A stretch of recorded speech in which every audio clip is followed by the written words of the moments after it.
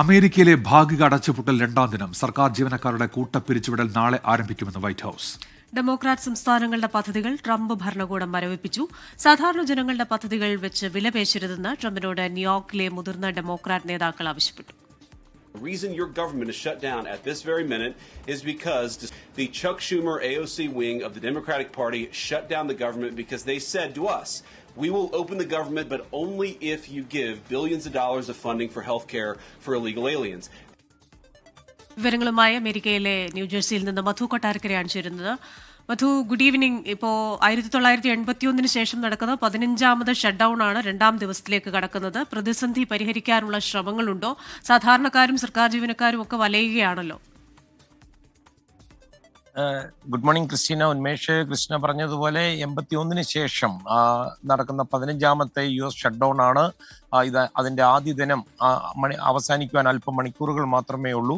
ഏതാണ്ട് 7.5 ലക്ഷം ഫെഡറൽ ജീവനക്കാരോട് തൊഴിലെടുക്കാൻ വരണ്ടെന്ന് പറഞ്ഞപ്പോൾ ബോർഡർ പെട്രോൾ, അതുപോലെ അർദ്ധസൈനികർ, ഇങ്ങനെയുള്ള അവശ്യ ജീവനക്കാർ ശമ്പളമില്ലാതെ തൊഴിലെടുക്കേണ്ടി വരുന്ന ഒരു സാഹചര്യത്തിലൂടെയാണ് പോയിക്കൊണ്ടിരിക്കുന്നത്. വൈറ്റ് ഹൌസിൽ ഇന്ന് പ്രസ് ബ്രീഫിംഗിന് എത്തിയത് വൈസ് പ്രസിഡന്റ് JD വാൻസ് ആയിരുന്നു. അദ്ദേഹം പറഞ്ഞത് ഷട്ട്ഡൌൺ കുറച്ച് ദിവസത്തിൽ കൂടുതൽ നീണ്ടു നിന്നാൽ അത് കൂടുതൽ പിരിച്ചുവിടലിലേക്ക് നീങ്ങേണ്ടി വരുമെന്നുള്ള ഒരു മുന്നറിയിപ്പാണ് നൽകിയിരിക്കുന്നത്. ഇവിടെ നമ്മൾ ശ്രദ്ധിക്കേണ്ടത് ഡിസംബർ മാസത്തോടെ ഏതാണ്ട് 3 ലക്ഷം പേരെ പുറത്താക്കുവാനുള്ള ഒരു തീരുമാനമുണ്ട്. അതിന്റെ പുറമെയാണിത്. മുമ്പുള്ള അടച്ചുപൂട്ടലുകൾ ഇങ്ങനെ സ്ഥിരമായ പിരിച്ചുവിടലുകൾക്കൊന്നും കാരണമായിട്ടില്ല. അതേസമയം ആരോഗ്യ മേഖലയിലെ ഒബാമ കെയർ ഉൾപ്പെടെയുള്ള സബ്സിഡികൾ നിലനിർത്തുന്ന കാര്യത്തിൽ ഡെമോക്രാറ്റ്സ് കടുംപിടുത്തം തുടരുമ്പോൾ റിപ്പബ്ലിക്കൻ പാർട്ടി നേതാക്കളാകട്ടെ അവർ ഒട്ടും അയയുന്നില്ല. വേണമെങ്കിൽ കാലാവധി നീട്ടി നൽകാമെന്നാണ് JD വാൻസ് പറയുന്നത്.